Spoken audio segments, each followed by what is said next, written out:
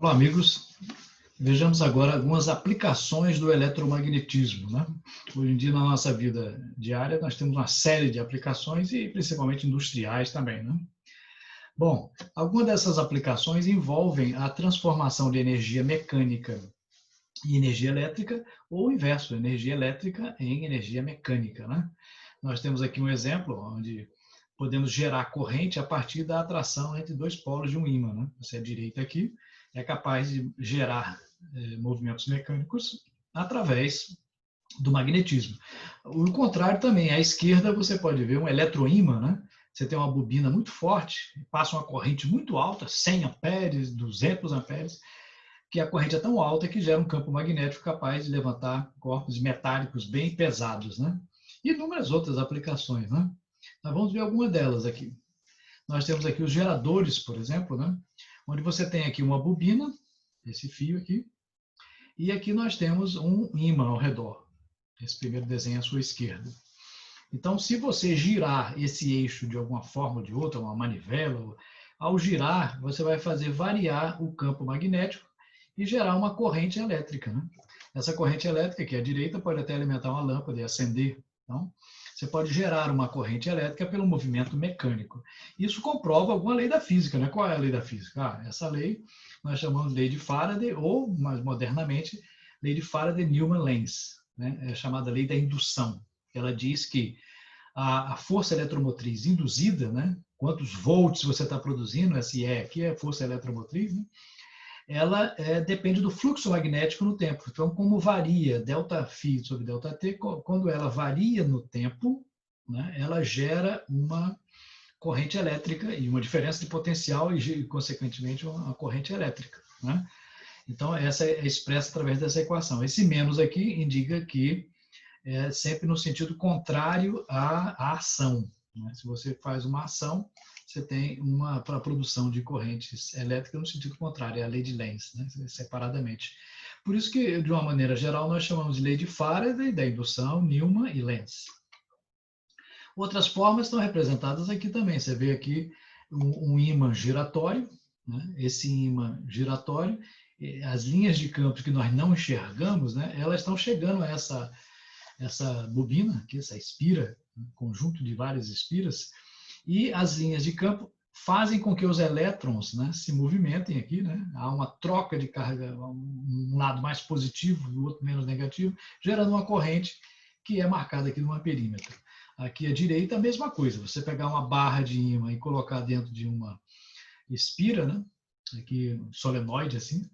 O solenoide é separado e a bobina é junto, né?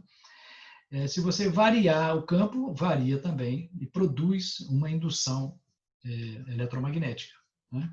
Outras aplicações, né, que da lei de Faraday-Newman, né, você pode produzir sempre tensão. Quantos volts eu vou produzir de tensão E? Né? Depende da variação do fluxo no tempo. Quanto maior a variação, né, quanto mais rápida for a mudança, mais tensão vai produzir, né? E, além disso, depende também da intensidade desse campo magnético que você está introduzindo, né?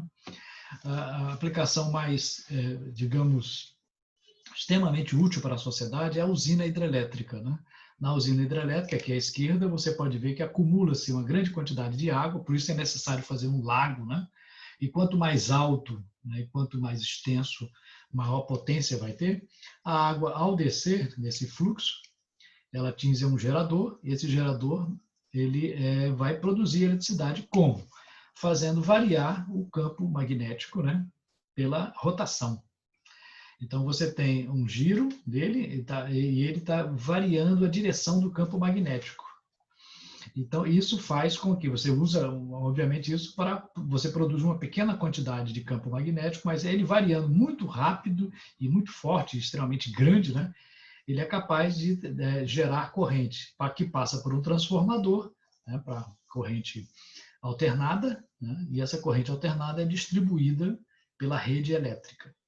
Então, a eletricidade que chega na sua casa, que chega nas indústrias, que faz as máquinas produzirem coisa, cortar, e essa força mecânica, ela vem da força mecânica inicial do fluxo de água, né? Por isso que nós chamamos de hidroelétrica. Então, a variação do fluxo no tempo gera força eletromotriz na usina hidroelétrica. Okay? Outra aplicação também são os alto-falantes, né? Quando você escuta um som na sua casa, na realidade, o alto-falante funciona do mesmo jeito. Né?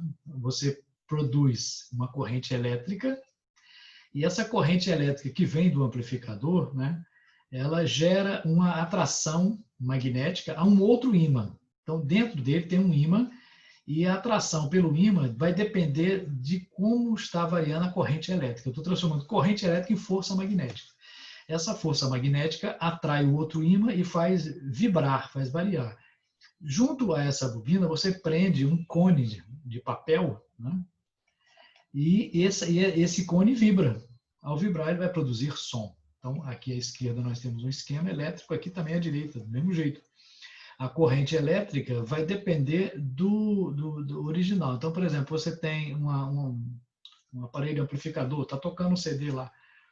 Aquela corrente elétrica que vem lá é proporcional ao som original. Então, essa bobina aqui, ela vai variar e puxar o papelão para o papelão vibrar. Você pode ser um papelão, pode ser um material sintético também, tem vários tipos, né? E ele vibra com uma precisão incrível, né? Então, você escuta a música graças a um fenômeno eletromagnético. Um amperímetro também, se você quiser medir uma corrente elétrica, aqui embaixo de mim tem essa bobina. Quando passa uma corrente elétrica, né, ela induz aqui nessa bobina uma corrente que faz o movimento, atrai ou repele o ímã. Então, você sabe a direção do campo elétrico gerado por essa bobina que veio da corrente. Então, ele pode girar para a direita ou para a esquerda, dando positivo ou negativo, você vê o sentido da corrente. Então, em cima tem uma escala. Você cria uma escala, né? E essa escala foi criada e ela mede como varia isso aqui em função da corrente original. Mas você não pode ligar a corrente original direto aqui, né?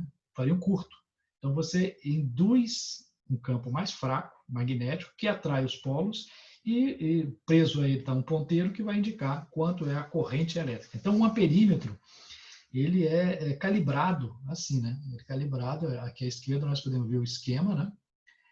Quando a corrente passa por ele, gera uma força magnética e em função dessa força magnética que o ponteiro vai girar mais ou menos. Então, você faz uma escala relativa à intensidade de corrente original. Certo? E existem os motores também, né? Tem motores de corrente contínua, né? A principal diferença, no texto aqui, entre o motor de corrente alternada e de corrente contínua, primeiro é a fonte de alimentação, né? A fonte de alimentação dele, né, pode ser uma corrente contínua, alternada, mas o principal é o método de controle da velocidade. Em motores de corrente contínua, a velocidade varia com base na tensão aplicada. Se você bota uma tensão menor, ele gira menos. Uma tensão maior, ele gira mais rápido. Então, você pode pegar um motorzinho desse pequeno, por exemplo, de carrinho, né? Se você bota uma pilha de 1,5 volt, ele gira. Se você botar duas pilhas juntas, 3 volts, ele gira bem rápido. Então, o que controla é a tensão aplicada. Tá? Assim, num motor de corrente contínua, com alimentação de 100 volts, girando 1000 RPM, pode ter uma velocidade reduzida, se você colocar numa tensão menor, 50 volts, por exemplo. Né? Então, é por isso que alguns motores, né, se você ligar em 110, 220, não funcionam, né, porque eles são controlados de corrente alternada, né, eles são controlados por outra forma, mas de contínua o controle é feito pela tensão aplicada. Já nos motores de corrente alternada, né, que são um pouquinho diferentes, a estrutura deles, o que controla a velocidade dele é determinada pela frequência da tensão e da corrente. Então, como a corrente está indo, não é a tensão que controla, mas a frequência dessa tensão. Então, você tem um controle, tem um inversor de frequência, né? Então, de uma maneira geral, os dois motores funcionam do mesmo jeito, né? O que a gente faz? A gente joga uma corrente e ele transforma em energia mecânica, esses motores. Né? Eles começam a girar e com força grande. Só que tem que ter um controle. Então, pode ser um controle por corrente contínua, motor de corrente contínua, ou motor de corrente alternada. Okay? Outra aplicação é um sensor de efeito Hall. Né? O efeito Hall está relacionado ao surgimento de uma diferença de potencial em um condutor elétrico transversal ao fluxo da corrente e ao campo magnético perpendicular à corrente. Ou seja, ele funciona do mesmo jeito. Ou seja, quando você induz aqui algum campo magnético, né, ele induz uma correntezinha que vai disparar outro material. Um semicondutor que gera uma tensão elétrica sob efeito do campo magnético, nós podemos ver aqui. Então, essa tensão pode acionar algum equipamento, né, como um semicondutor. De uma maneira geral, essa animação aqui dá uma ideia de como seria, né? Se você passar algum campo magnético aqui, induz uma corrente lá, do mesmo jeito. Só que, como é em semicondutores, esse estudo da variação do campo magnético pode ser usado para escolher o semicondutor certo, né?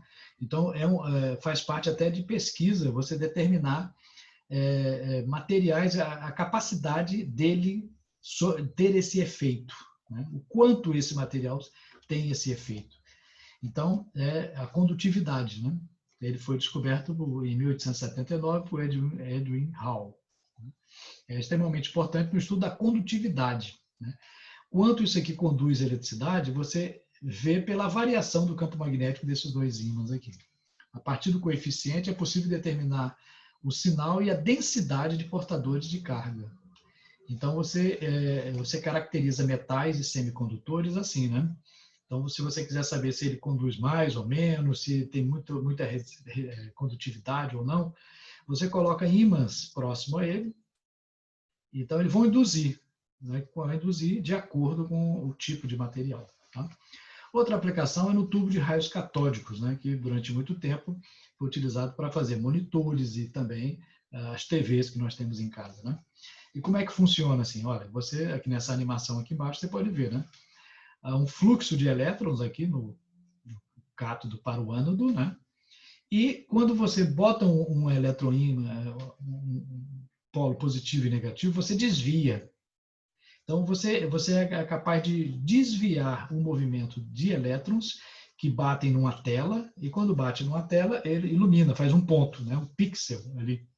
Então, esse desvio, sendo controlado, ele pode formar uma imagem. As TVs antigas todas funcionavam com esse tubo. Aqui à esquerda vocês podem ver os eletroímãs, né, que vão fazer o desvio dos elétrons nesse tubo de elétrons, de feixe de elétrons, que nós chamamos de tubo de raios catódicos, porque os elétrons saem do cátodo. Né? Esse polo aqui. Outra aplicação moderna é no disco rígido. Dentro do seu computador tem um HD, né, que armazena os dados. Então, esses dados são gravados magneticamente aqui. Então, quando você bota lá save, né, bota salvar um documento do Word, né, ele vai fazer uma impressão aqui num determinado ponto do disco. Aqui à esquerda vocês podem ver a composição dele de um HD, né? É um disco rígido, né? Hard disk, HD, é um disco magnético. Agora, para ler, ele vai precisar de uma bobina. Aqui vocês podem ver aqui à esquerda, além dos componentes eletrônicos, esse em verde agora, é uma bobina bem simplesinha. Enquanto a corrente, ele aponta para cá ou para lá. Então, ele desloca essa leitura. Então, se você entrar lá no seu computador, né, e apertar meus documentos, viu o arquivo que eu quero. Quando você clica, essa pontinha vai lá para aquela posição. É um comando do computador para ler. Então, ele precisa desses campos magnéticos para a leitura. Então, essa ponta aqui é a que lê. E ela é direcionada por uma bobina. É uma indução também. Outras aplicações, o sensor magnético, né, reed switch. Aí nesse sensor, né, você tem um sensor aqui, que quando o ímã chega perto, ele dispara. Então aqui, ó, se passar um ímã, aqui o ímã está se afastando, então ele está se afastando. Quando se aproxima aqui embaixo de mim, ele liga o sinal, fecha um circuito que faz alguma coisa. Isso acontece muito quando você entra no supermercado, né? Se você pegar lá um material qualquer, uma roupa, assim, quando você vai saindo, tem aquele detector de campo magnético, aquele sensor. E tem um pedacinho de ímã dentro da roupa, né? Se passar por ali, ele vai detectar essa variação do campo magnético e disparar. Então, é uma indução magnética, né? O campo magnético do pequeno ímã que está na roupa dispara e alerta, você está saindo com um produto que não foi pago ainda. Então, é importante esse sensor magnético, né? Um relé também, né? O relé é uma aplicação também importante. Às vezes você vai ligar uma chave, né? Aqui embaixo de mim você tem, ó, ligando uma chave. Às vezes a corrente é muito alta, então é muito forte, né? Então fazer uma ação mecânica. Então você liga numa bobina. Essa bobina atrai um material por força magnética e faz ligar todo o circuito. Então, você não liga o circuito direto, você liga um relé que vai disparar, né, um outro sistema. Então, você usa muito também o relé, uma aplicação aí do eletromagnetismo. E o indicador de velocidade também é uma aplicação, né? Você tem aqui uma roda giratória, né? Quantas vezes essa roda está girando aqui da bicicleta? Se ela tiver um pedacinho de ímã, né? Esse ímã, cada vez que ele passa, ele ativa, né? Pelo efeito Hall, né? Ele ativa no semicondutor uma informação, vai para lá. Então você pode usar o número de vezes que ele ativa e determinar a velocidade, né? O ímã permanente ativa o sensor que gera uma corrente capaz de informar o número de voltas que dá por segundo. E assim, essa informação vai lá para um velocímetro, por exemplo. É uma forma diferente de detectar, né? Outras aplicações na medicina, por exemplo, o MRI, né, que é a ressonância magnética nuclear, né? MRI, Magnetic Resonance Imaging, né? Ele detecta variações do campo no seu corpo, né? Então tem um forte eletroímã ao redor, né? E esses eletroímãs atravessam o seu corpo, né? Ele não tem perigo isso, né? Não faz mal, né? Mas ele pode fazer uma imagem, né, do seu corpo em função da resposta do seu corpo ao campo magnético, né? Então, como é que ele faz isso? Como é que ele trabalha? Dentro do seu corpo, quando a pessoa está deitada no campo magnético do scanner, né, aquele tubo grande, né, de ressonância magnética, os átomos de hidrogênio do seu corpo se alinham, né? Então, observe que a ação do campo magnético faz os átomos de hidrogênio, que compõem a maior parte dos hidrocarbonetos que compõem o corpo, né? Então, o campo de radiofrequência é aplicado, o que faz com que alguns dos prótons girem e os átomos giram juntos, né? Por sua vez, isso produz uma alteração do campo magnético que induz uma tensão em uma bobina. E o sinal é usado para produzir uma imagem. Então, a imagem, observe, indiretamente, né, ele está detectando o campo magnético, como os átomos se alinharam em função do campo magnético. E pode fazer uma imagem do seu corpo, né, detectar algum problema, alguma anormalidade. Então, eles fazem essa imagem, bota no computador uma imagem regular do corpo e depois compara com a sua, para ver se tem algum problema, alguma distorção, né? Outra aplicação é a ablação por radiofrequência, né? A ablação é retirada, é uma destruição, né? Então, essa radiofrequência intensa num determinado ponto pode matar células, destruir células cancerígenas. E para produzir, ela tem que ser através de pequenos eletroímãs, né, que fazem a produção de uma corrente elétrica que atua sobre um tumor, né? Outra coisa é a visão por infravermelho também, né? A nossa visão só detecta uma determinada frequência, mas se você tiver uma imagem, você pode produzir uma imagem de infravermelho. Essa imagem aí é a imagem produzida por infravermelho. Mas como é que consegue isso? Para produzir uma imagem ou receber uma luz e selecionar ela, você tem eletroímãs, né, que conseguem detectar somente determinadas frequências no universo, né? E essa visão de infravermelho é utilizada para localizar tumores aqui, né? Um rato, por exemplo, você pode determinar se existem tumores pela análise. Aqui é uma mão onde você pode relacionar o infravermelho com a temperatura do corpo, né? Uma máquina de raio-x também usa o fenômeno do eletromagnetismo, né? Você, através de bobinas fortes, né? Essas bobinas induzem uma tensão muito alta, né? 50.000, 100.000 volts, né? E a tensão é tão grande, né, que os elétrons interagem, né, com materiais como o tungstênio, por exemplo, produzindo ondas eletromagnéticas de alta frequência, que são os raios-x, que são perigosos, mas são capazes de atravessar o seu corpo e fazer uma imagem, né? O coração da máquina de raio-x é um par de eletrodos, um filamento catodo e um anodo, que é feito de tungstênio. A fonte de catodo acelera os elétrons a uma alta velocidade e eles colidem Então, ao colidirem, provoca o aparecimento do raio-x, que atravessa o seu corpo e faz uma imagem do seu interior. Né? Outro exemplo é a tomografia computadorizada, né? Que é um tipo de raio-x. Né? E essa é um exame complementar de diagnóstico, né? Tomografia computadorizada, consiste numa imagem que representa uma seção, uma fatia, e usa raio-x. Né? Então, o seu corpo pode ser escaneado em 3D, né? Por essa máquina, e ela usa fortes campos magnéticos para detectar, né? E produzir os raios-x.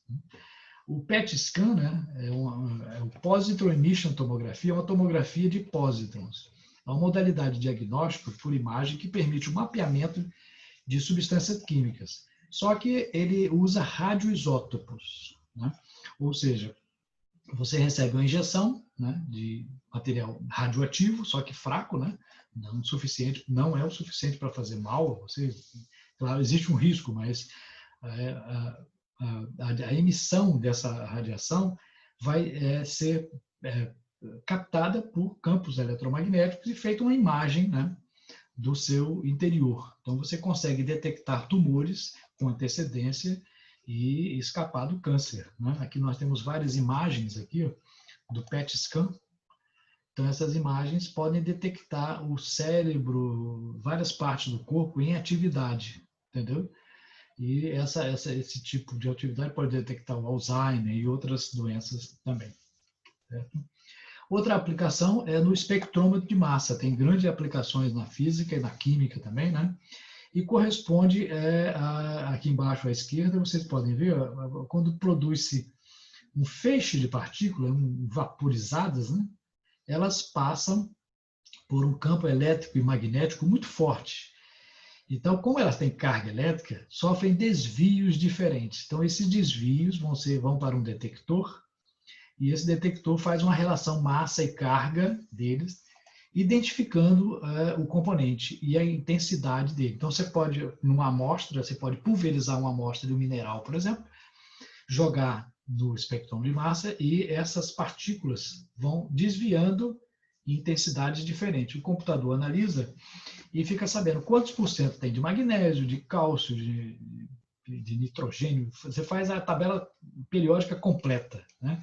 Então, observe que esses desvios aqui são proporcionais ao campo induzido a eles, né? Então, você pulveriza a amostra e joga aqui partículas bem minúsculas. E pelo desvio você sabe a composição, sem precisar analisar elemento por elemento, né? Bom, então nós vimos várias aplicações do eletromagnetismo e cada dia aparecem novas aplicações e de princípios do eletromagnetismo do século XIX, que hoje continua altamente aplicável. Okay? Até mais.